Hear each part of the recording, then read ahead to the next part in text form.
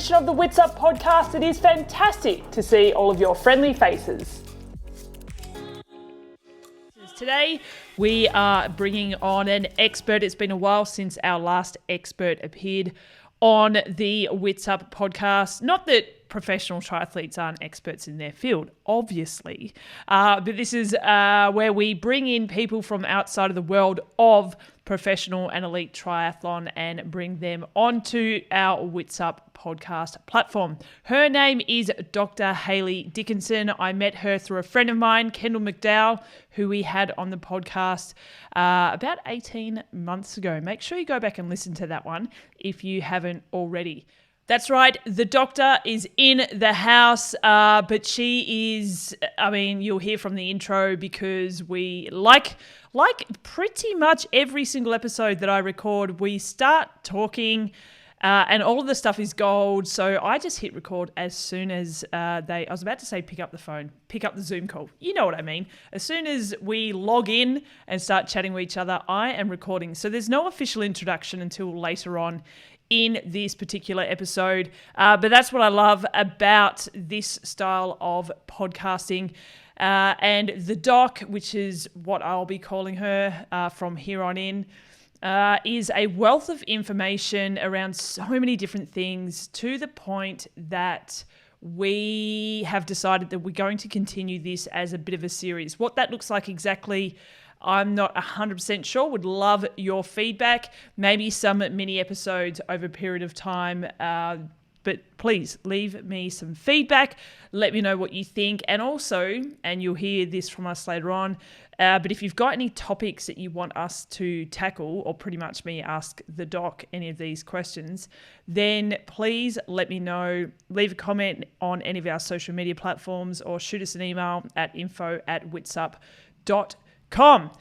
Before we get stuck into this episode, I turned 40 a week or so ago, and everything that they say, the roaring 40s is the best decade. It's off to a great start, I've got to say. I don't feel any different other than, I don't know, I feel like taking charge of things again. So I don't think that's necessarily got anything to do with the number 40, but let's just say that since I caught up with a whole bunch of friends and family and whatnot, I'm feeling pretty good. So ready to rock and roll. If you are not already a Witsup Patreon member, make sure you do sign up. There's a link in the description of this episode for a couple of reasons, but we've got some announcements coming up and some competitions coming up as well, but you need to be a Witsup Patreon member to get involved. One of the competitions we'll be running will be some free entries to some races here in Australia and New Zealand, but you need to be a Witsup Patreon member to be able to win one of those free entries. Anyway, let's get stuck into this chat. It is an absolute cracker. I'm very glad that I've met the doc and really excited to be working with her and the team at Eat For You, which we will cover off later on as well. Enjoy. Frankie's always been a great sleeper, but the last, I reckon, 6 months has been very up and down for so many different reasons. If you try and figure it out each time, does your head in, right? Yep. But yeah, sometimes you just need to fucking sleep, so you do what you got to do. Right. I mean, I 100% agree with you. And I think our kids, our kids are super sensitive to what's going on in our worlds, right? Mm-hmm. And you're a hell of a busy woman, and I'm a reasonably busy person. You are hell as well. Our kids pick that shit up, right? And they're like, hello, I need some attention. And one of the beautiful things that our kids can do is reconnect with us through the nighttime. It's like this awesome attachment, reconnection. It's a beautiful thing. Okay, that's how I'm going to start looking at it instead of getting angry. Yep. Yeah, don't get pissy. Just let her in, give her a snuggle, and she'll go back to sleep and you'll both feel better. Okay. Done. You've just given me permission, so thank you. Pleasure. That's my sleeping advice for the day. And of course there are other people who have a completely different approach to sleeping, right? Like completely different. Yeah. But I always come back to the monkeys, and you don't see monkey parents putting their kids in one tree and then cruising on over to their own tree. Like, you just don't see that shit happening. It is a family unit and they are all together, and that is fundamentally about their survival. And we're not that far, we're not that distant from them. And so we still have those things inbuilt, I believe. I Love this. Yeah. Do you know I'm already recording and I'm all of this in there because I love it. And it's got nothing to do with what we're going to talk about, but it does have everything to do with what we're going to talk about. It really does, because we don't have a script, so it could be anything. Like, I love that the first 2 minutes of a tangent has gone into monkeys. Like, I'm okay with that. Yeah. Sometimes I think I should have studied anthropology because I really love that shit. And if I'm unsure, I will always do that. I'll go, okay, but what are all the other animal species doing? Because we are one of them, right? So we have this thing where we're all high and mighty. We're kidding ourselves. We're just the same. And so I kind of go, well, what do others do that are kind of like me? And usually I find a beautiful answer in that. Wow. And yeah, but I guess go with animals as close to us as possible, because you don't want to be going those ones that eat their own or... No. Yeah. Not praying mantis. And I don't go reptiles either, because I'm not, that just sends a shiver up my spine. Warm-blooded, placental mammals. Yeah, I'll go there. Placental mammals. What's that mean? So they produce a placenta when they're growing their fetus, their baby, that thing. It makes sense. Makes sense, right? And we do that too. I could have thought about that for about 3 seconds and come to that conclusion, but why would I? That's why I'm here, right? Where can I ask the doc? Do you like being called the doc? I kind of like it. Well, look, it happens whether I like it or not. Same as people calling me Hayles. And it's only my mum that can get away with that shit. But other people do it anyway. I'm like, you don't know me well enough to call me Hayles. But okay, so I just accept it. Let's just go with the flow kind of person. So if the doc works for you, then you'll see me probably recoil a little. No, but, which is great. That's probably one of the reasons I like calling you that, because you don't come across, and I don't want to put all doctors under the same umbrella, but no, you don't come across as like a white lab coat. Not that my GP's like that, but do you know what I mean? Like you're so down to earth, approachable, all the things that, I don't know, like sometimes doctors make me feel stupid, and you're the last person to do that. So for the flip side of that, I think it's funny to call you that, because it's not what I associate you to be. See, welcome to the inner workings of my brain. I love them. It's a fun place. It's a really fun place. It's a brilliant space. I agree with you though. And that's shit on doctors' form. Like, they have a duty of care to make their I was going to say their customers. I guess technically they are. We pay a lot of money to see them. Mate, probably pay my doctors more than anybody else, actually. Their patients, whatever you want to call them, to look after them and to make them feel good, and absolutely not make them feel stupid, because you know what that does? That stops us asking questions, which means that stops us getting the answers to the shit that we really need to understand, which is why I like what I do. And that's the way why I behave that way, because I'm like, if you don't know, then that's cool, because we can have a conversation and we can both learn some stuff. So you should write your own segues, because that was a brilliant segue into introducing who you actually are, what you do, why you're on the Witsup podcast. Go. I'm just going to sit here and you can talk. No, I'm joking. I agree with everything that you just said, but I feel like we're, 10 minutes into this chat, and I have done no introducing of you. No. So let's do that now. And do I need to know anything fancy? Just keep doing what we're doing to make the podcast work, I mean. Oh, no. Just like doctoring, you just make it up as you go, right? What I used to do, keep doing that. Even though we know different things now. Yeah. Yeah. But so first of all, it's Dr. Hayley Dickinson. Dickinson. Is it Dickinson? Yeah. Yeah, like literally spelt the way you would. Dickinson. What? Hang on. Have you got the wrong person? I reckon in some texts I've been saying Dickinson and going, God, that's hard to say, because you just want to say Dickinson. Yeah, because that's what you meant to say. Yeah. I don't even – I reckon maybe I don't know. Who knows? It doesn't matter. The doc. Now, I want to talk about how we cross paths, and then we'll get on to more, that will just lead to where we need to lead, wherever that place might be. Yep. But our good friend, Kendall K-Mac, introduced us, and Kendall's actually been on the Witsup podcast. She was on the podcast, back when COVID first kind of hit, and it was not long after Melbourne went into the first lockdown, and the entire world was in just this. Well, we're still in a crazy place of sorts, but it was all just so fresh and new, and everyone just no one knew what way's up. And for me, Kendall's the kind of person that she's the best physical hugger that I know. Yep. Agreed. And B, she's the way that she speaks to you is the exact same as her actual hug. So she gives a great verbal hug as well. And I just wanted to share her with the world because I felt like the world needed a K-Mac hug. Man, that's gold. She's gold. She's gold. Yep, that's a really nice way of describing our K-Mac. Yeah.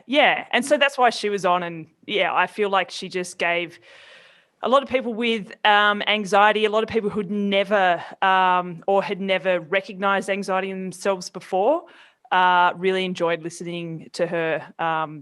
So that's why she came on board. But you and her together are working together. Talk me through the company, the idea, the concept, and then we'll slowly get to know Hayley Dickinson, the doc, a little bit better. That's awesome, Steph. You know what I was thinking, though, the whole time you were talking about K-Mac in your podcast? It's like, why the heck didn't she tell me she did a podcast with you? Because, not great at blowing her own listen to that. Oh, man, she sucks at that. Great at being a cheerleader, not so great at being the recipient of cheers. 100% agree with that. Yeah. All right, let me tell you a little bit about how I know K-Mac, because it's quite different to how you know her, and I've not known her for very long. Kendall and I met at Endota. So I'm a scientist. I studied at Monash. I ran a research laboratory at Monash for about 15 years, and we studied pregnancy and fetal growth and development. And really our core objective all the time was to understand pregnancy and fetal growth and the placenta and how all of those things interact and operate so that we could best deliver happy mums and babies. That was kind of the core objective. Right. It's never really that neat and pretty, but that was always what was running in the background, right? This is what I believe I'm doing. I'm here to make mums and babies healthier. I don't know how far we want to go into this, but the end of my career was such that I realized that is not what I was doing. I was striving to do those things, but in academia, success doesn't really look like it should. Success in academia looks like lots of publications, lots of grant funding, a team full of students, and a CV that people are really impressed by. I had that. What I did not have, though, was happy, healthy mums. The work we were doing was the best it could be, but at the end of the day, I felt that we were fundamentally missing some of those key things that really were going to lead to happy and healthy mums and babies. And so we'll come back to this because I know you want to talk about K-Mac. No, I've talked about her enough. She's fine. I'm more like, what is that gap between what you thought you were doing and what was actually a result of what you were doing? That from the way you're talking sounds like, there's no bridge there. That's what's missing. Can we talk about that? Yeah. Academia is competitive and it needs to be. You want to get the best out. Well, I say it needs to be. We want to get the best out of people. So you want scientists working hard. You want them delivering quality results. But some of the incentives are a little bit perverse. Like I talked about lots of publications. So, we will do an experiment. So maybe I'll go back to the basics of science. So the idea for us was there's heaps of stuff we don't know. And so our job was to say, all right, this is the limit of what we understand, but we want to get here. So what are some questions that we can ask in the gap that will help us take steps to getting to our end goal, which is a happy, healthy mum and baby? And so we would design an experiment around our question, and we would get results from that experiment, whether it was some sort of early work, like you sort of work on tissues or cells in the lab. You might do animal experiments, or you might do human experiments where you either just make observations or you actually give something or measure something to pregnant women and then get some outcomes. So there are lots of different types of studies. And with those results, then you write a paper, which is a shit ton of work. And it goes off for review by your peers, so 3 or 4 other people who work in your area, and they critique your work. How good was your experimental design? What were the limitations in what you did? Because don't let anybody ever tell you that there are no limitations in science, because there are 100% are, because it's people doing the science. So there are always going to be limitations. There is always going to be an undercurrent or a bias that's running, no matter how hard and clean you design things. We're all still people. So, and it's only as good as what we can currently measure, which is something else that we'll probably talk about later too. Can I quickly ask, I imagine I know the answer, but are you the exception to the, I can't imagine many scientists admitting that. I think it's probably fair that I am slightly unusual in my in my comfort with the fact that I don't think many scientists would say it's perfect, but yeah, I'm very comfortable having that conversation, and I think we need to have that conversation. I think it will actually improve the quality of science if we really start to have that conversation, because then collectively we can say, well, what do we actually need to be doing to be improving the quality of the science we're doing? And I can tell you it's not putting academics under more pressure, having them do more things for less pay, which is actually what's happening in academia right now, because it's so competitive that people are having to, and that you can see how this starts to get a little bit ugly, right? People are desperate, right? They've all got lives and mortgages and children and all of those things, and their pay packet depends on their results. So, you've got to be a pretty incredible person to be able to let results come through that completely discount your hypothesis that you've been running for 10, 15, 20, 30 years and admit to the funding bodies, I was wrong. I've been wrong for 15 years. This is actually what we need to be doing now. That takes incredible bravery to do that. And I don't know, I get goosebumps when I talk about stuff like that, because it doesn't always happen. Yeah. People run the same narrative even when they know that it's really not the one that's going to get us where we want. And in my space, happy, healthy babies and mums. Wow. I assume this is a similar, this is another one of the tangents, but I've just been listening to one of my favorite podcasts is a podcast called Business Wars, and they usually just pit 2 different businesses together, like say a Nike versus an Adidas, and you find the ins and outs. And I find that interesting, being a competitive person and, and I actually listened to one recently about the recent vaccine wars, and I'm sure you will have a wealth of information, a lot better than me, but there was a scientist years ago who was studying whatever it was, blah, blah, blah, and she was essentially told by the people she was working for that she had to give up what she was researching because it wasn't earning them money and they would take away all their money and all this kind of stuff. And she said, there's something in this, I need to keep doing it. So she basically went from like a top professor or whatever the terminology is back down to the bottom of the rung. But thank God she did, because that kicked off what is rolling out globally with the vaccines right now. That's a very Steph Hansen summary of it all, but that seems to me like that's a great recent example. Yep. That's a great example. Right.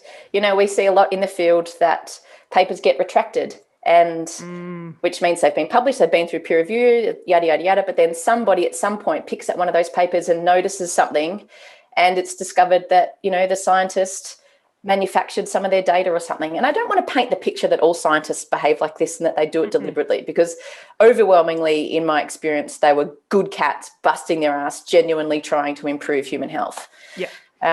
But it's not a perfect system. And, when I was in there doing what we were doing, building this cracking CV, right, and achieving things that, they're what you want, right? So in that space, it's, you're starting to do clinical trials. People are really interested in what you're doing. You're being invited to speak internationally. You're being approached by pharmaceutical companies who want some of your data. So I totally made it. And I started to feel really sick because the clinical trials that we were being encouraged to do skipped a step.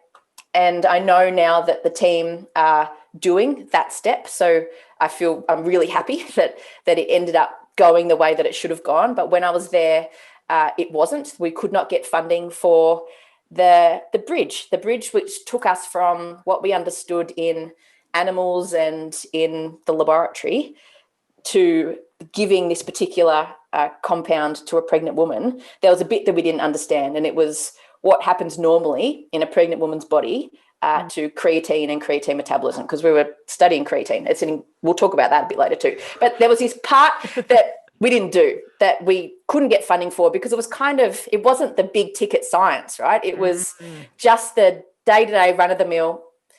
Let's just make sure we're not going to make a mess of things when we go the next step. But that's core to who I am. You've got to get shit right. Let's not rush. Let's actually tick all the boxes, which people who know about Eat For You and the food we've made, we've ticked every box. And people often say, man, like you have not taken a single shortcut in this product. You have literally covered everything. And I'm like, well, that's who I am. That I believe that that's what we need to do to really move things forward. We need to be careful and we need to check all of our boxes. Man, like there is so much to talk about. Yep. Anyway, so I stepped out of the lab.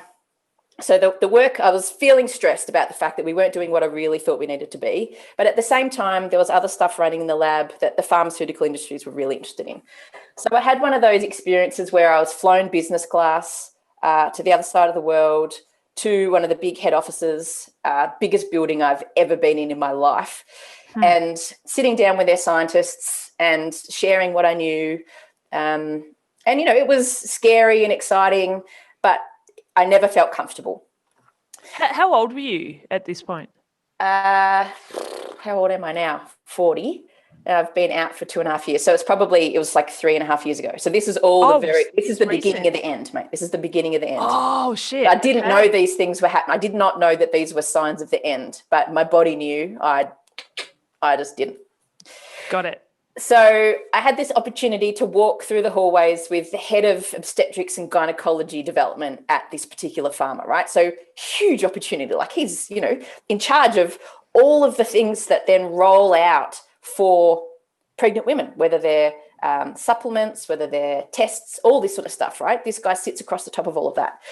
So I asked him a question that fundamentally changed my life. And I said to him, what is the process for research and development around product X? I said, it's how do you sort of evolve the product? Because, we're all learning new things, we're doing our research, we make these discoveries. How do you then take that and implement it, roll it out into your products that are already on the shelf that women are buying and taking every day? And he said to me, we don't evolve the product. Why would we? We've captured the market. And that's another one of those goosebump things when I tell people that, because that fundamentally changed everything that I believed about everything that I was doing and about my role in being that bridge builder, right? From what we understood to what women were doing every day. And I thought that I was contributing to that knowledge base so that these things that women were doing and taking every day were getting better and better and better. As we learned more and more and more, they were just going to keep getting better. And eventually we would have something that we could all feel really comfortable about because it ticked all the boxes, because we knew as much as we could and it was doing the best it could. And I learned that day that was not the reality. That was not what was happening. And my spirit broke that day. My body didn't break yet. It took a little bit longer for my physical body to break. But that was it. That was the end for me. And wow. It hurt. It hurt a lot to learn that way. Because also during all of your trials and studies and research, from the sounds of things, you were extremely passionate. This wasn't just a job for you. This was a pure passion. The rest, or to me, well, correct me if I'm wrong, but the rest was a byproduct of this passion that every day to turn up to the lab. And I loved every minute of it.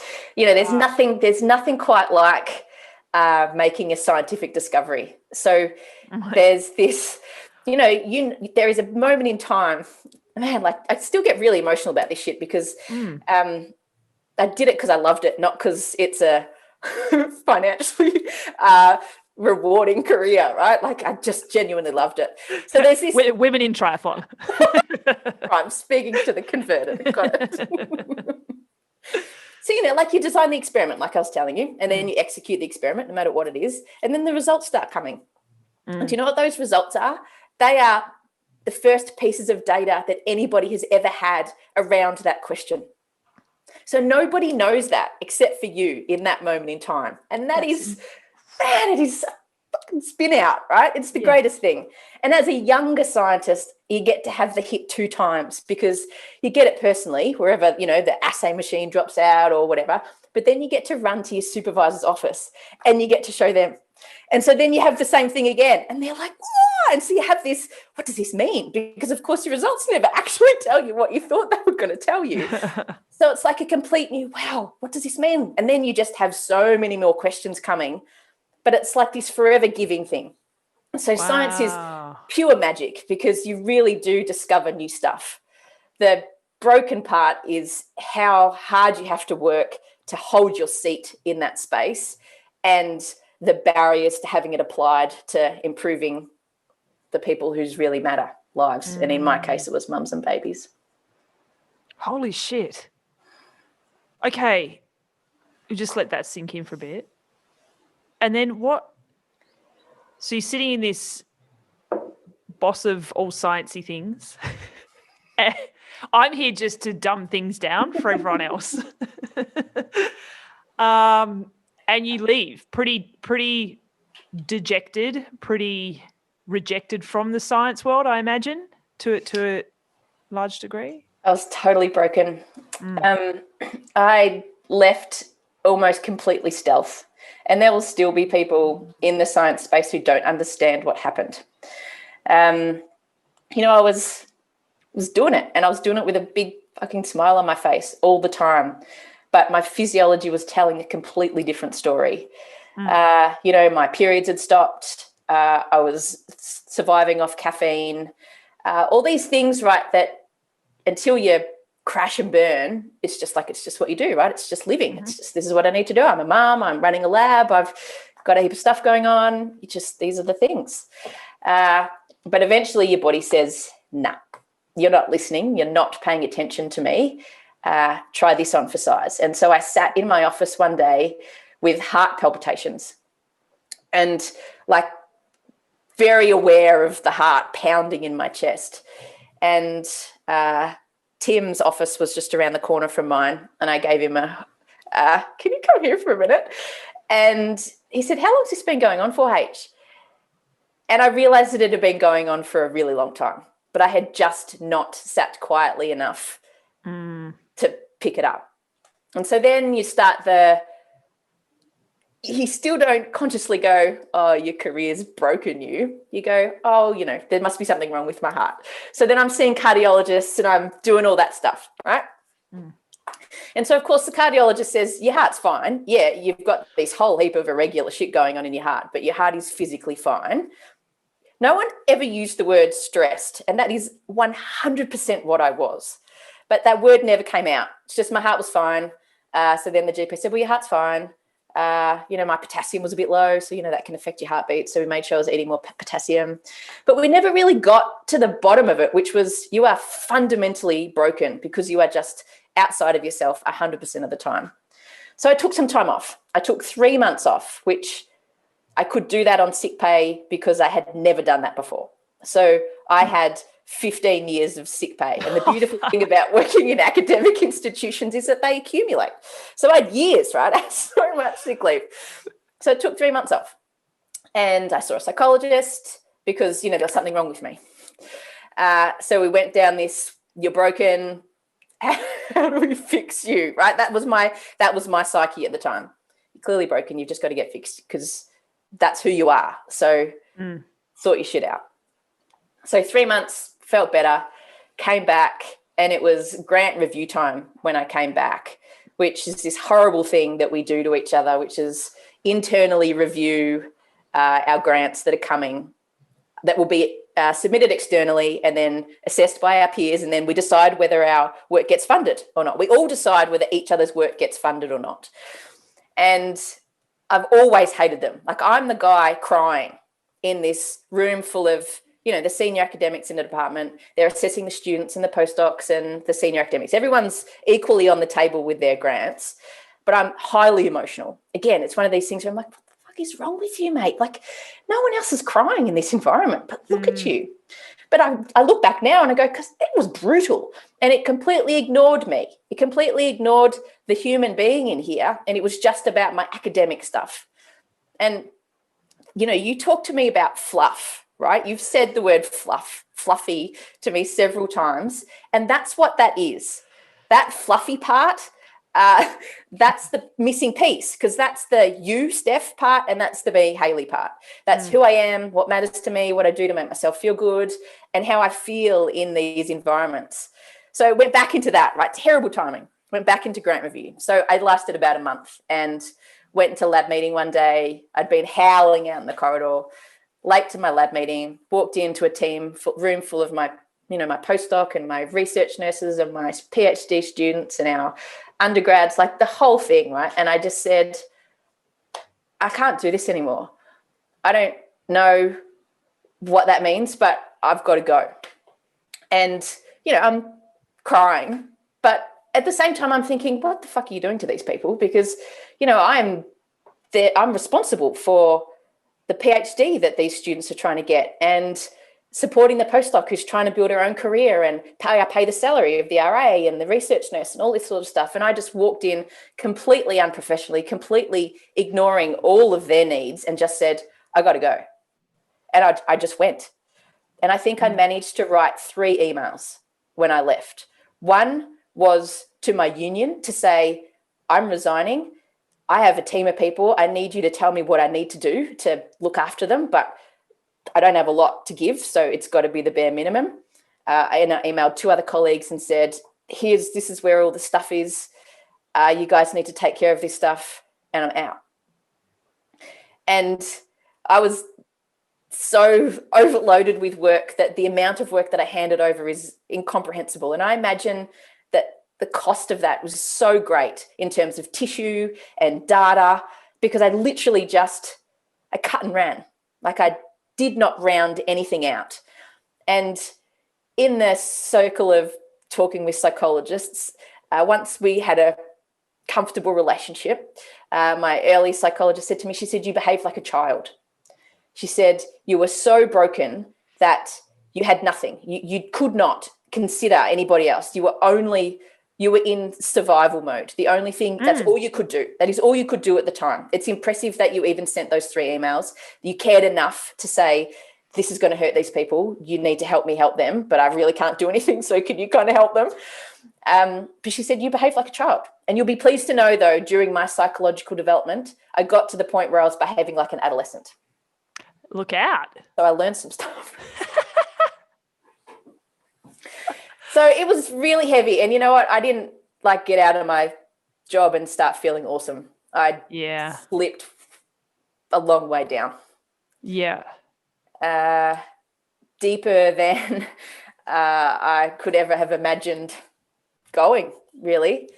And, so deep that GPs are like, mate, you need to take the edge off. You need to take some medical intervention here. You need to take something just to take the edge off, because you're putting yourself under more stress and pressure trying to solve this yourself.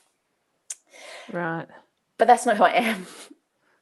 I knew that if I had taken something, an antidepressant, for example, this is for me, right? And there are lots of different ways to go about recovering from these things. And I don't want anyone to feel like, well, the doctor said don't take them, so don't take them. That's absolutely not what I'm saying. I know lots of people who do take them. It was the right thing for them to do. For me, to have taken them would have taken away the I can do this myself element. It would have been, well, you didn't get better, mate. It was the medication that helped you get better. And that's just then a shitty script for me to run. That's the sort of script that runs for me. So I didn't do it. And so that meant my recovery is taking a really long time. You know, I was the guy rocking in the wardrobe, like physically in my wardrobe rocking, and my partner Tim would come in and go, H, what's going on? Like, what can I do for you? And I just howling. I don't know. I don't know who I am anymore. If I can't do that, if I can't be that science guy, I'm nothing, because that's who I was. I was so intertwined. My identity was so deeply intertwined with being a scientist that I did not know what life looked like without it. Wow. But I'm here, right? So clearly You are. Came out of the hole, mate. Amazing. The conversation I didn't know that we had to have. Ain't that the truth? Yeah. Totally, yeah. So, I mean, I've got so many questions about so many things, but before I start asking more questions, actually, this is a question. Wait, before I ask a question, I'm going to ask a question. I don't know if K-Max told you, but are you aware that, and I don't think to quite the same degree, but I had what I call a meltdown very similar to what you've talked about. I did not know that. I did not know that. I would like to say that I can appreciate everything that you said from a different world, experiencing very similar things. So everything that you spoke about resonated with me. It's funny. After I started to feel a bit better, I wrote an article about it to put it on Witsup, and at the time I was like, "This has got nothing to do with triathlon." But as the years have gone by, Witsup's evolved into, I believe, we have a platform to be able to discuss all these kind of things that affect everyone, but obviously we speak a lot to women. And I feel like I need to use that platform for these kind of conversations. So that's where it all sort of started with me. So in the triathlon world, anyone who, knows me in the triathlon world knows that kind of happened to me as well. And I was terrified of hitting publish on that one. But I hit publish, went for a walk on the beach, came back and was just inundated with messages, which was amazing, but also anxiety still kept going through the roof because I was like, I can't do all this as well. So yeah, mate, I can totally appreciate everything that you have been talking about. I'm really sorry that you went through it, but I assume we probably think quite similarly in that it was the thing that had to happen for us to, I don't know, and I know you hate reptiles, but to shed that old skin, and move forward and learn a lot about ourselves. And because like you say, and I was exactly the same. And I know that I'm teetering on that edge again right now. And I know that Kendall's checking in with me all the time because she can see it. But yeah, like if your brain's not listening to your body, eventually the body will just go, we're done. And we'll just shut things down. And it sounded like that happened to quite a large extent for you. That hole seemed pretty big. It was a big hole. I'm so glad you shared your story. And I guess what I hope that it did, and I think by the response that you got, is that it starts to make it okay for other people to say, I'm breaking, think I might be about to break. Because we can't stop this shit if we don't know that it's happening and we don't talk about it. Exactly. We need to learn from each other. I mean, the things that happened before you broke, Steph, are the things that people need to understand, because they're the things that we need to start paying attention to, because it's a really long, slow, hard crawl out of the hole. If we can say, yes, I fell in the hole, and yes, I climbed out. And so if you do fall in, it's okay, because you can get out. But before I fell in the hole, there were actually half a dozen things that I could, and that were my body saying, mate, the fact that you need to have 3 or 4 cups of coffee a day to get through your day is a pretty clear indication that you're not functioning. You're not at your best. So these are the things. And maybe that's something that we could think a little bit more about, Steph. What were the things that happened before you fell off the edge of the cliff? Because that's that's where the power is, because that's where we start to save other people from having those declines. But having said all of that, I 100% agree with you that it was for me, it was the best thing that ever happened to me. Because that I untangled my identity from my work. Although the team might argue that I have now just entangled my identity into the new version of my working. But the difference is this work is built around my core values. And I didn't know what they were until they weren't being met. And then all of a sudden you're like, this doesn't work for me. Why doesn't that work for me? And my psychs would say, well, because you're very values driven. I'd be like, what? Well, and so they needed to articulate that shit for me. I didn't know those things about myself. It was me, but it wasn't a language that I had. And that's the other thing I've really learned. It's just not language that I have. You know, there's these beautiful emotion wheels. Have you ever seen them? No. Man, I'm going to send it to you. So there's like this inner wheel of emotions, and there's like 8 of them, and they're the ones that we would be pretty comfortable with. Anger, sadness, happy, you know, the words that we all use a lot. And then there's another edge of emotions that fall within the same pie section, but there's more of them, and I'm still learning the language, and I'm not even going to be able to give you one example of what's in the next wheel. But then there's a whole nother wheel, a whole nother layer of emotions as well, and then you start to get much more articulate around what the real emotion is, because we're not usually just angry. There's usually other things that have got us to that, but that's the only language we have to describe the feeling. So language development, I mean, I don't know about you, but my parents didn't have the language either, so I just didn't grow up talking about my feelings. 100%. I still don't. I'm a lot better, definitely a lot better, but it still makes me feel icky. I'm not going to lie. Or I apologize for it or something. I don't know. Yeah, because you're making other people feel uncomfortable. Yeah. Making them feel stuff. Yeah. Oh, feelings. Yes. But I think that's also where we joke, where the whole term fluffiness comes from for me, because I have never been in tune with hormones and feelings and whatnot. And I always just thought that was a decision that you made. Like you choose to be this or that, but there's actually a very physical thing happening in your body called hormones and whatnot. And you'll probably have a much better scientific way of explaining it than what I would. But that's why and we said this on the phone last night, that's why I always used to call it fluff, because I could never attach it to something that truly made sense to me. Yep. And you know what? That's not your fault. That is the fault of us not actually being taught how our bodies work. Oh, yeah. Let's rip all the systems apart. Right. Education. Go. Okay, let's start. But yeah. Yes, absolutely right, though.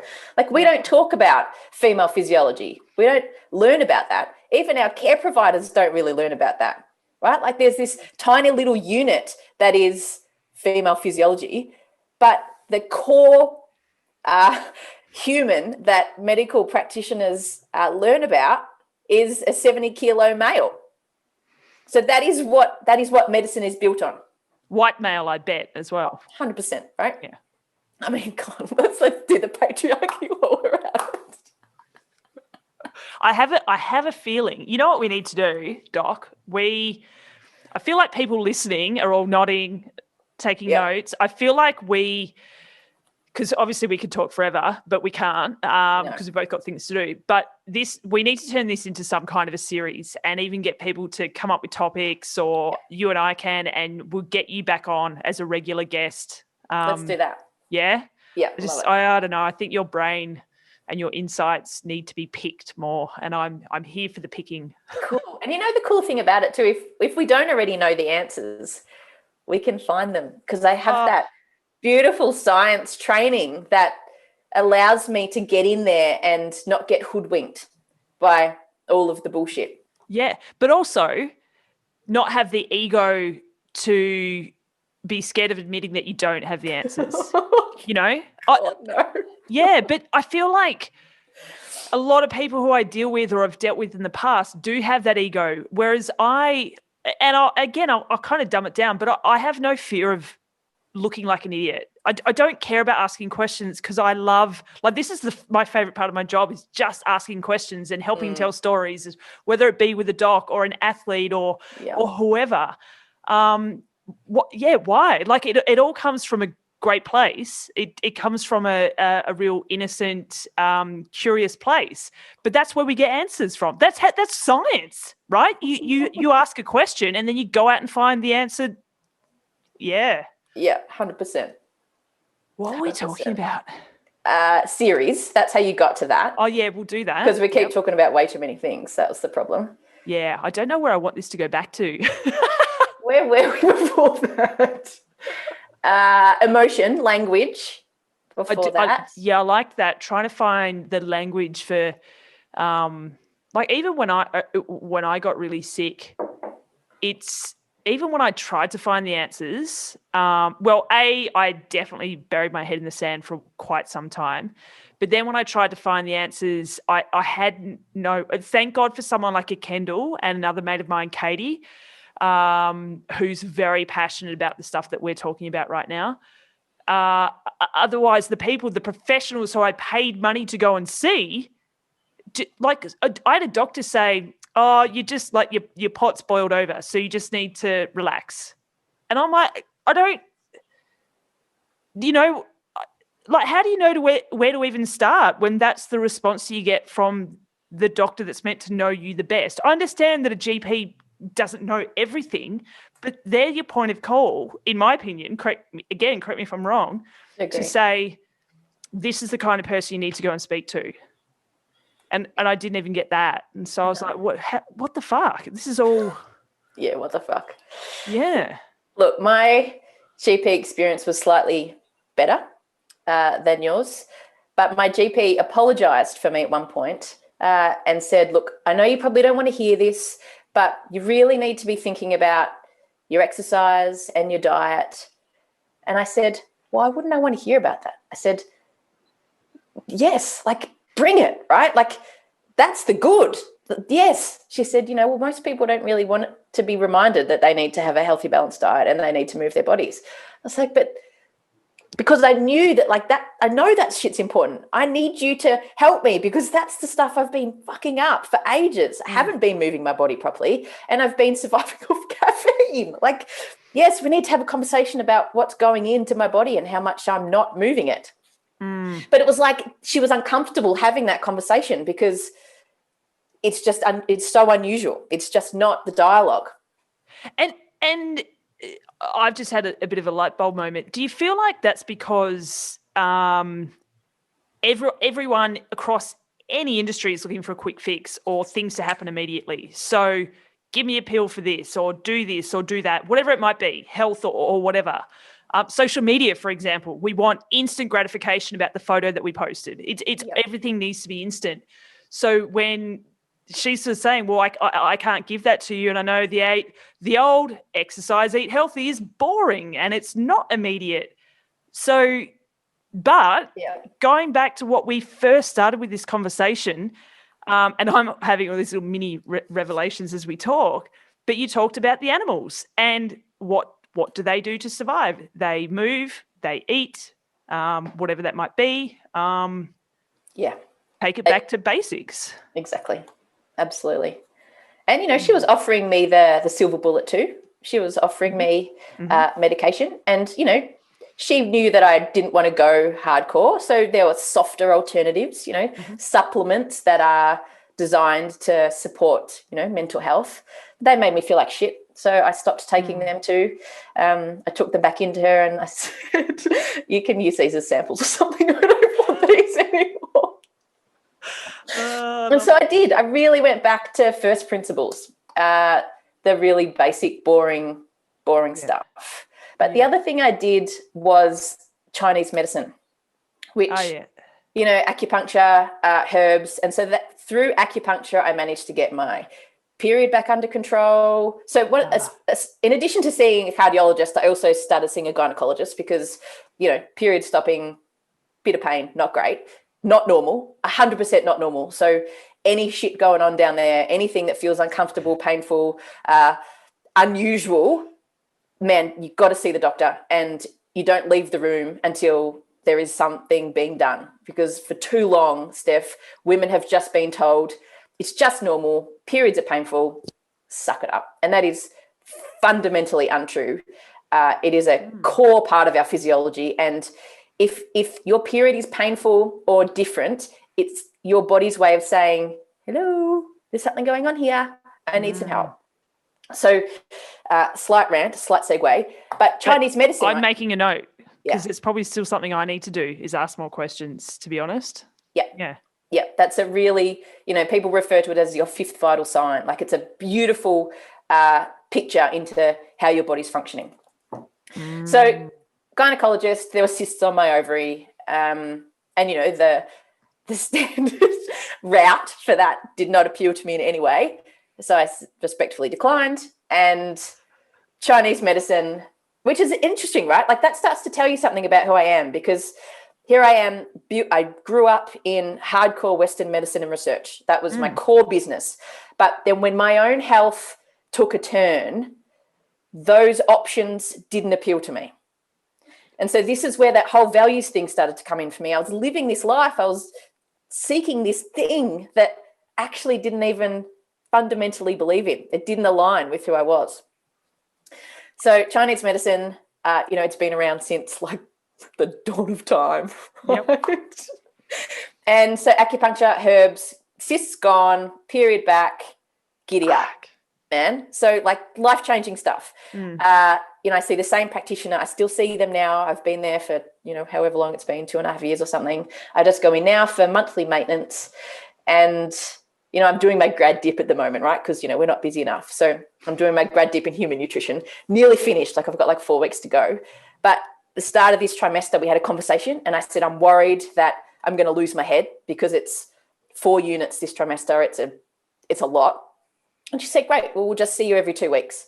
And so we've just been having needles every 2 weeks, and it has literally kept my head on my shoulders during an incredibly stressful, 3 full-time job kind of version of life. I've managed to, I've lost my shit a couple of times. I'm not going to sit here and pretend. But mostly it's been pretty good. So I don't know if you want tips from me, but mate, I would 100%, I'm going to be finding you a Chinese medicine practitioner in your area because, man. Well, so that is another thing that I did. And a friend of mine actually, because I refused, I was just like, which doctor? What's that Fluffiness? Alternative shit? Yeah. And I'd had acupuncture before, but it was termed dry needling because it was more of like a physio totally different approach. thing. Yeah. And she actually just bought me a session and just you have to turn up because I was like, I'm not wasting money on that. It's just not. Yeah. Yep. Totally. And I even walked in. I was like, oh God, incense and nonsense and shit and but the woman that I saw, she was a bit of a hard ass as well, which I respected a bit more. And she actually called me out on a lot of my shit, just a lot, down to things like using humor as a, as a mask, shield or totally. whatever. Anyway, so and she definitely helped me. That took a long time to admit as well because I was just like, God. But also because you don't see it immediately. So you're like, oh, I've tried it twice, hasn't worked. Whereas if I go get a massage, I feel it, straight away I start to feel, but then you're back again next week because it didn't actually do anything. It just, again, masked what was going on.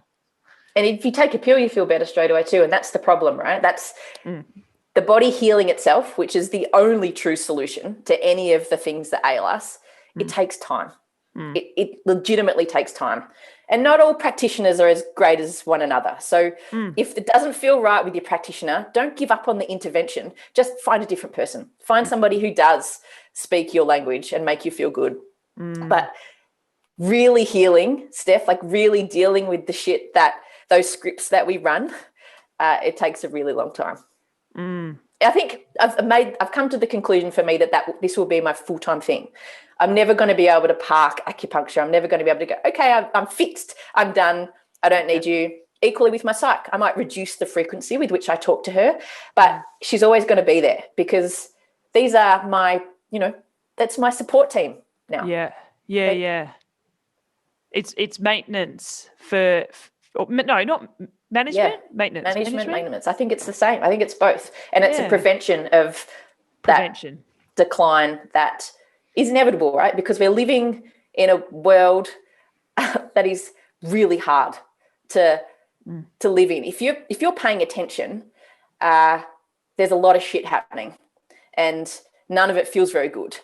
And I think to think that you can feel really great in that environment all the time is hopelessly naive. And we need help. We need help to go, yes, that shit's really shit, but you just need to come back into your space right now and manage your own shit for a bit. I know that you're speaking to me, but I feel like you're really speaking to me right now. I just had 4 days away with friends for my 40th, and I felt happy for the first time in 2 years, I reckon. Yeah.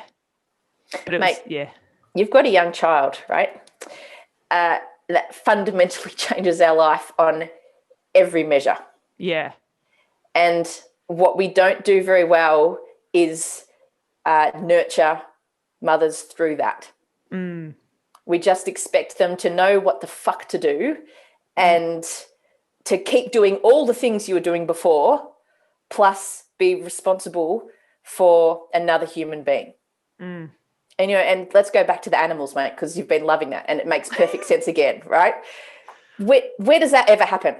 That a mother and her cub, infant, whatever, and the male partner, he may or may not be there, depending on the species. When are they ever alone, right? Like, you don't do that alone. You're a part of a community, particularly our closest ancestors, particularly apes and gorillas and those sorts of things. They live as a big community. And so, the grandparents are there just as much as the parents. And we don't have that anymore. We don't have that nurturing. We don't get to see the older generation and how they behave with the new generation. We don't get to learn that way. We just have to somehow have remembered it from what our parents did and just like learn from blogs and stuff like that. And man, like that's just not really how you learn that kind of stuff. It's hands-on. It's having your mum there going, mate, that's not how you do that. But for some reason, and I imagine you're kind of like it, because I was totally like it. I was like, totally got this. I know what I'm doing. I'm a woman. I've just had the baby. It's what I'm built to do. But there are learned skills involved in all of those things. And, when I had Cody Pop, my mum didn't really tell me very much. And I think part of that was because I was the scientist, right? So there's this misnomer that mum could not possibly have taught me anything that I didn't already know. I was a reproductive physiologist. Like, come on. You knew, right? Bullshit, right? But I remember mum saying one day, well, yeah, we used to feed you brains and kidneys and stuff. And I was like, what? She said, yeah, like that's what we did. That's what happened. Because I was getting up on my high horse about how nutritionally valuable these things are, right? And I love that your reaction, because that's everybody's reaction, right? Offal is really difficult to get your head around, but it's super, super nutritious. And I said, but mum, why didn't you say something to me? Like, I didn't feed Cody any of that stuff. And now I'm pissed because I would have, if I had understood now, well, then what I understand now, like that totally would have been part of Cody's diet. So there's like this, I was responsible for that though, right? I was the guy who put up the... Yeah. I've got this. Yep. I mean, I lost my marriage because I had this, right? Shit. Like long time ago. All good. But that was like, all good. I'm so dismissive of that. So Jake, Cody's dad, and I separated when Cody was 2.5. And so that predated by a few years, by 4.5 years, the mental breakdown. So, but I didn't process my divorce, right? Like I was in the lab the whole time. Too busy. Yeah. Too busy, mate. Like, my marriage has gone to shit because we're completely ineffective at communicating with each other. My expectations are over here. His are over here, and we're not communicating. So he's just letting me down, like just constantly letting me down. And, I feel shit for that now. Not that I think that Jake and I could have and should have stayed together. Like, we've come far enough now that we're both in a great place in new relationships and everything's great and Cody's wonderful. But you do reflect and go, man, like you were not your best. You were not your best in that time. And it was the new child. It was the fact that we didn't go, whoa, there's a whole new person here taking up all of our time. And there is no Hayley and Jake time. It's just, but we didn't even talk about it. So it's just this resentment builds and builds and builds and builds. So it comes back to that language. We don't know how to talk to each other. We don't know how to express what's happening. Yeah. And some people do. Some people can. Kendall's a fantastic linguist, right? She knows how to say stuff. And it's brilliant, which is why you go to her when the shit hits the fan. And she's on my phone. She and I speak for hours now. And I swear we just go over the same shit over and over. But it's just helping me find the words to explain what's going on for me. Yeah.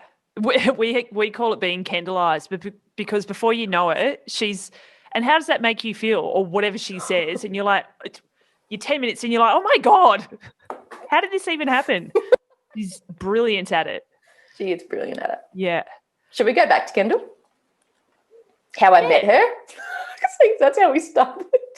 Yeah. Okay. So we'll do a full circle. So everyone who's still listening to us, no, I shouldn't say waffle on, because all of this is fucking gold.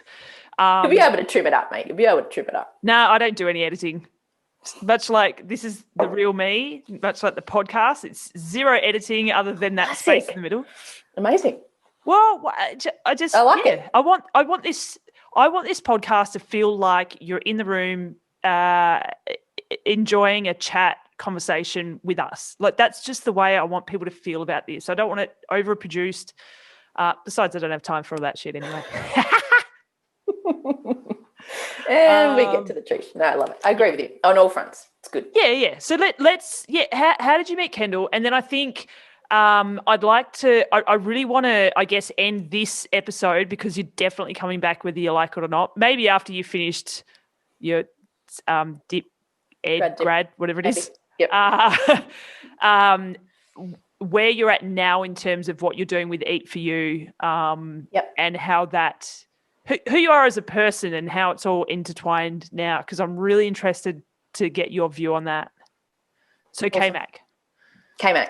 So I met Kendall at Endota, which is, the CEO of Endota had her children went to the same school as Cody Pop. So sorry, just quickly, this is a global platform. Endota is just Australian, right? So Endota Spa, So Endota is it's a day spa. It's a day spa. Mel, the founder, started it nearly 20 years ago. She's got 115 sites around the country. It's a beautiful place to go for fluff. And I only use the word fluff because I'm on Steph's podcast. It's beautiful, right? It creates an environment that encourages those things that Steph defines as fluff. Rest, relaxation, reconnection with yourself. And Mel has created a beautiful business around people being their best. That is her fundamental, that is her core message. Mm-hmm. So I went in, I've always been pretty open about the burnout. I figure it's happening and I'm shit liar. I'm shit at hiding things. You can see it all over my face all the time. So actually, with my burnout, sorry, just quickly. Yeah. One particular person spotted it through my photos on Instagram, because all of a sudden I started posting black and white photos, and she texted me, and was like, "Yeah, okay." And that's when I started talking about it. Pretty insightful from my mate, wasn't it? It's very, very interesting. Anyway, sorry, I love that story, because I think that's pretty powerful from her point of view. That's for sure. It is, and that just tells you that some people are really in tuned to those sorts of things, whereas people like yourself and I, we're learning. Work in progress. New language, agreed. I like it. So the school mums knew that I wasn't working anymore, and Mal and I spent a day together doing the Mother's Day lunch, and we're cleaning up after the event had finished cleaning up, and we both kind of said, well, you've got to leave things better than you found them. And so it's just little things like that where you go, you're my person. You're a CEO of a massive company, but at this level, we're just, we get it, right? The same things are important. So Mal's very smart and sees an opportunity when it presents itself. So she said to me, I wonder if you might like to come and do some work at Endota. We've been looking for somebody to work with us to develop a range of skincare products for pregnant women and their babies. What do you think? And one of the things that people say to you when you go through a massive life change, like I did, is to not make any big decisions. Just stay in the healing, taking it easy. It had been not very long. I don't even think I'd officially finished my sick leave rollout of Monash, but I knew I was never going back. And I said, okay. Having never had anything to do with skincare or developing a product. So full disclosure, I had no idea what I was doing. Mel knew that I didn't know what I was doing, but that's so cool. She knew that I was a scientist. She knew that I was a good person, and that was it. Figure out the rest. Figure the rest out, right? So I spent a year at Endota working with the product development team, and together we developed this beautiful organic range of skincare products that tick all the boxes, right? So, they are pH balanced because, of course, pH is critical to our skin health, because that's how the microbes survive. If you change the pH of your skin, then you end up with different microbes living on your skin, and that's why you end up with, eczema and all that kind of stuff. So, we created these things that scientifically were really powerful. And then, so I had to learn a whole heap of stuff about different components that go into skincare. So they're these beautiful, simple, clean skincare. But at Endota was Kendall. And so K-Mac was the head of internal communications at Endota, had been there for a long time. And she tells a different story about how we met. And I'll let her do it because, of course, she tells such a great story. But K-Mac would talk to me about things that mattered to her. And one of the things that really aligned for us was children's birthday parties. And the fact that we do this horrible thing where we serve all of this high sugar, low nutrient, energy dense food. And then, so the kids are just like rampant crazy things. And then we send them home with a bag full of more of that stuff and say, see you later. I've just loaded your kid up with a whole heap of toxic crap. Thanks for bringing them and good luck, right? Like it's like really shit. It's a really shit thing. We do this silly thing as humans where we celebrate with things that actually don't serve us well. Mm-hmm. So K-Mac and I were like, oh my God, like I've never met anybody who's so happy to rage about kids' food at parties.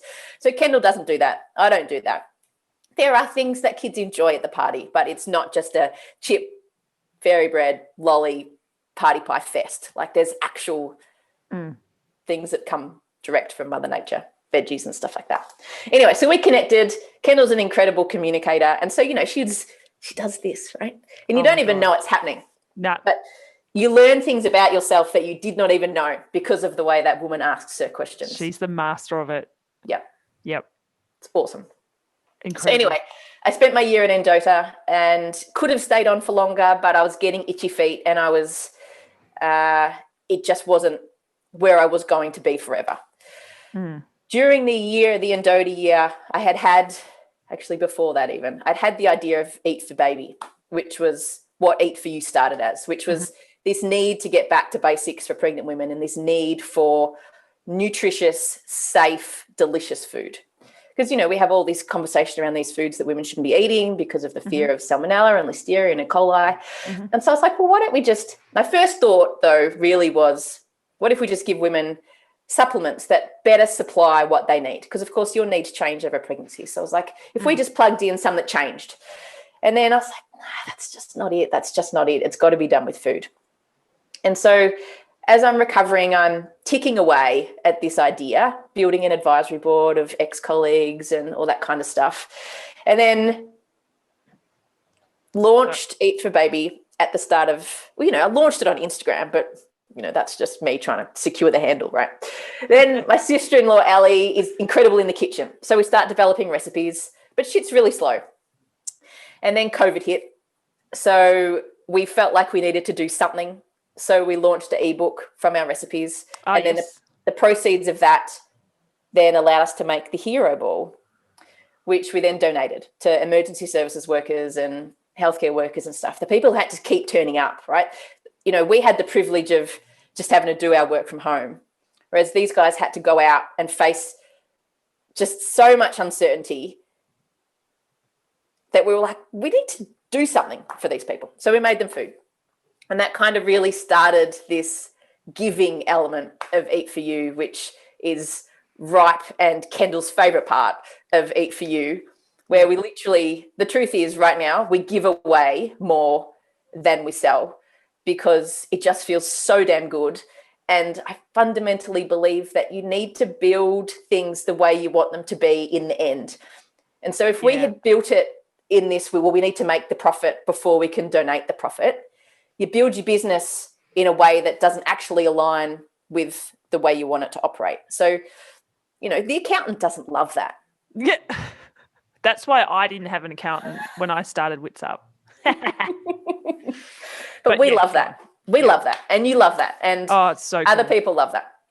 So that's what we do. We make organic whole food stuff. It's not just for pregnant women. It's for everybody. But it's safe for pregnant women. So we do this ridiculous thing that nobody else does. But again, it was essential for me.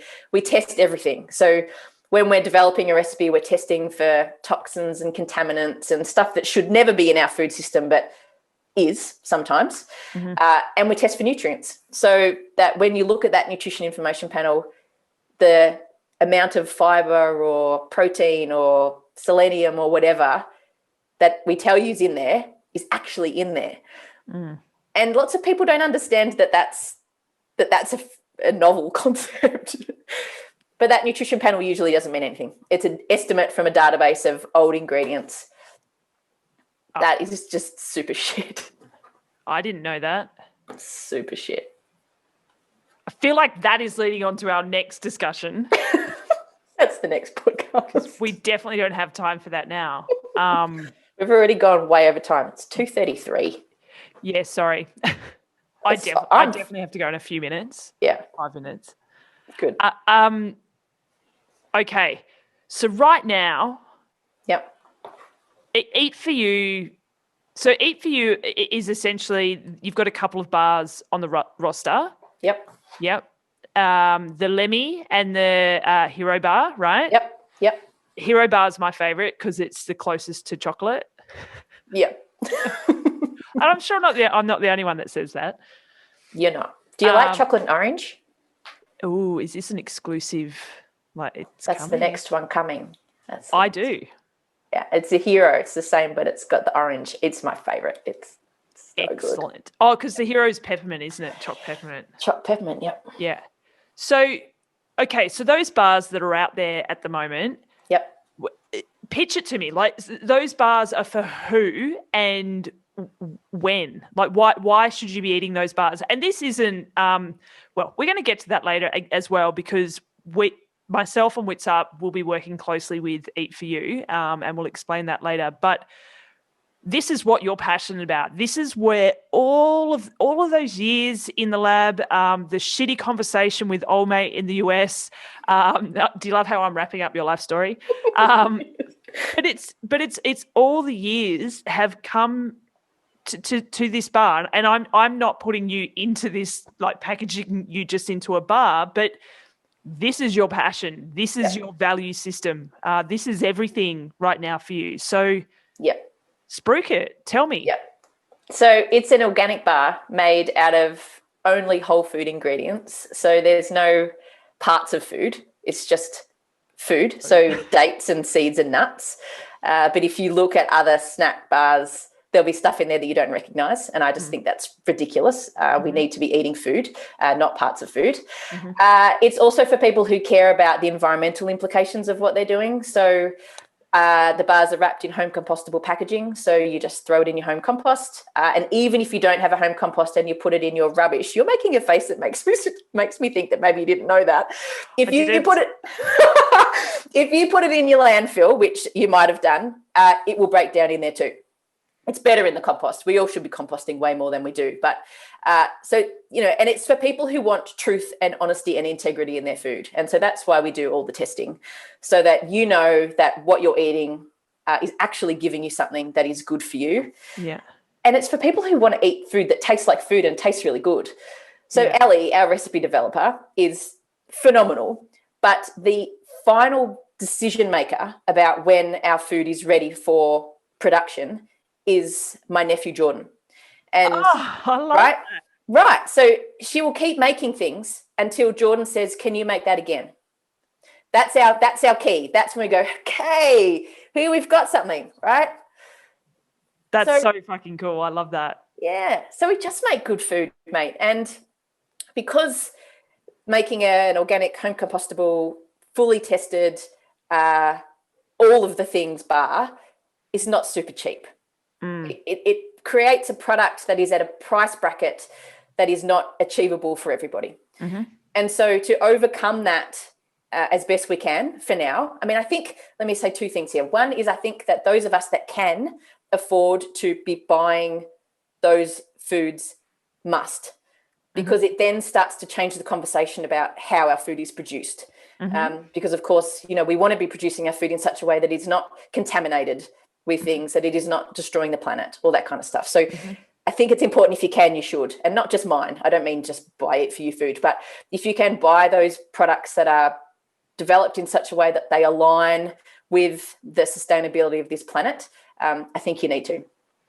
But because we wanted to produce that product that ticked all the boxes, it meant that there's a whole heap of people for whom I'm cutting out of access to my food. And that didn't sit well for me either. So one thing is our ebooks. And so we provide in there recipes for lots of things, but also our bars. So if you cannot afford to buy my bar at the, you know, your local Richie's or, you know, the bulk food store or wherever our bars are, or via the website, you can make it at home yourself. So I want everybody to be able to eat this good food. It's the Colonel's secret spices, not to compare you to junk food, but yeah, it's the Colonel's secret spices. And, you know, again, you know, like I said, the accountant wasn't happy before. Well, the day that we did that, I got a lot of text messages, right, from people who've run businesses the traditional way for a long time. And they were like, mate, take that shit down. What are you doing? And I said, there is no value in this recipe for any other business now, because it is public, right? So it's just open source now. Everybody knows it's mine, well, ours.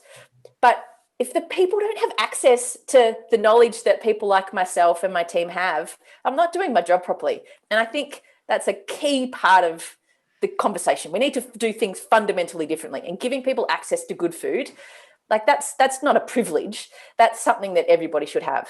So that's why they get those recipes.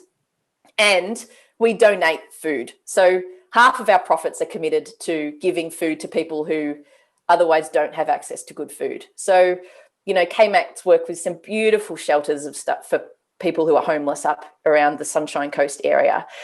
And things that they say to her really remind us of why we're doing what we're doing. You know, they say, I just don't think you understand what you're doing here. You're not just providing us with your out-of-date food or, you know, crappy old packaged food. You're genuinely nourishing people who don't otherwise get much nourishment. Not through just food.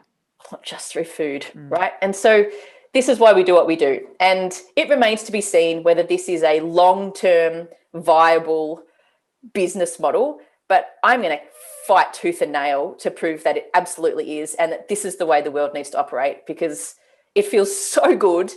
And I mean, surely that's what it's all about, right? You are fucking awesome. I don't know. I think it takes a very strong person to have gone through what you've gone and still coming out of the other side for yourself personally, but then to take those learnings and on many levels. I'm not just talking about food. I'm not just talking about depression, all the things. You've thought about everything on every single different level, and it's all about giving back to people you don't even know. Yeah, it's pretty amazing. You're pretty awesome. I knew you were awesome before, but yeah, this chat's been next level. I don't know. The world needs more humans like you. Thanks, mate. I work from the heart. I use the brain a lot, but ultimately I lead from the heart, you know. Use the brain, but lead from the heart. Ooh. I feel like you can use that anytime. Well, I feel like the person who writes the descriptions for our podcast is going to have some absolute cracking quotes to pull from this. That's for sure. Brilliant. Hey, I'm really sorry to cut this short to you, but also to people who are listening, because I'm sure they want more. I want more. We've made the decision. This is going to be an ongoing thing. We just need to, figure out what different thing. Maybe we need some structures so that we don't take an hour and a half per episode. But just so, I think I can say this, but Witsup and myself are coming on board as, would we say, Eat For You ambassadors? I like that word. Yeah. Yeah. To help spread the message, but also to spread the messages that we've just talked about. But it's for me, I've got lots of learnings that I will talk about, but it's really nice to have someone with your brain leading from your heart to back those messages as well, because I think that also will encourage people who used to think like me to get on board as well. Yeah. Yeah. And there's nothing wrong with thinking the way you thought, right? It's not about, you need to change. It's just there are other things. The thing that I learned at Indota, I just was exposed to things that I had never been exposed to before. There was one day, I know we're supposed to be rounding this out, but one day I arrived in the office and there's this woman wandering around. She's got like this smoking stick and she's like going around the room. She's opening up the cupboards in each cupboard. And I'm like, fuck is she doing? Like, seriously, like, what is she doing? And I don't remember who I asked, but they're like, she's smudging. I was like, what? She's clearing the energy. I was like, what? What does that mean? Right? But, whether you believe in that or not, it actually doesn't matter. Jo believed in it, and it mattered to her that she was moving into a new part of the office and she wanted to clear the energy for herself. Yeah. So that she could then settle in and make that space feel like her own. And my partner, Tim, always says to me, H, I don't care what you do. It doesn't matter what you do, so long as you don't cause any harm to anybody else. And so I think this fluff that we worry about and don't understand, A, there's just about getting in there and exposing yourself to it because you'll totally learn something new. And B, just sometimes it's just about observing what others do and go, well, that's cool for you. Okay. Yeah. I may or may not ever consider doing that, but that's cool for you. And I learned something new. I don't know. Yeah, I like it. I like it. Something new. Yeah. Learning's fun. It is. It's less fun when you've got a super tight deadline and 4 assignments to do in the next 3 weeks. But yeah. Wrap it up. So as an ambassador, I will be leaving a link in the description of this episode. If people purchase through that link, part of the proceeds will go to a charity of my choice. That's right, yeah? That's how this bit works, yeah. So, yeah, I highly encourage people to do so. I was saying to K-Mac just the other day that I've got Eat For You bars scattered through my car in both my camera bag. I can prove it. Hang on. Here's 2. I'll rustle it for those who are listening and not watching. I've got 2 bars in my camera bag at the moment, and I still need to get into the habit of remembering to eat them on the fly because I'll get to the end of the day and I'm like, shit, I haven't eaten. But I feel like these, and this is my plug, I feel like these bars are perfect for someone like me, anyone, but someone like me who I am always on the go and I tend not to eat well or eat at all when I'm out running around. So something like that I know is great will just give me what I need for the day, if not more than that. So that's how I use them. It's a great use. And can I just say that they will get you through for a while because they're that whole food. They've got a shitload of fibre in them. And lots of protein and lots of fats from the nuts and seeds. So they are the kind of thing that, you can have them. I often have it in the car on the pickup time when I've realised that I haven't had lunch. I'm like, let's avoid that hangry mum pickup thing. Yeah, yeah. Have a bar and, it gets you through really comfortably until dinner time. Definitely. And that's because it's real food, mate. So different. My God. Doc, we both have to go. We have small humans to pick up and all those other things. Yep. Thank you so much. It was so great I thought it was really great to learn more about you before we delve into more about what your brain knows. Thank you. You're a pretty incredible human, and I'm pretty stoked to be involved with it for you, but also just to have met you. Man, that's really nice. Thank you, Steph. I had a cracking time. Yeah. And, this is just what you get from me. Just the Yep. truth. What I know, what I don't know. I like it. Straight back at you because I think you're awesome too. Well, that's what we do here. That's what we do. It's all we know. Just raw, authentic awesomeness. Let's go with that. That's the title of this episode. Perfect. Thanks, mate. I will talk to you soon. Sounds good, mate. All right. Bye. See ya.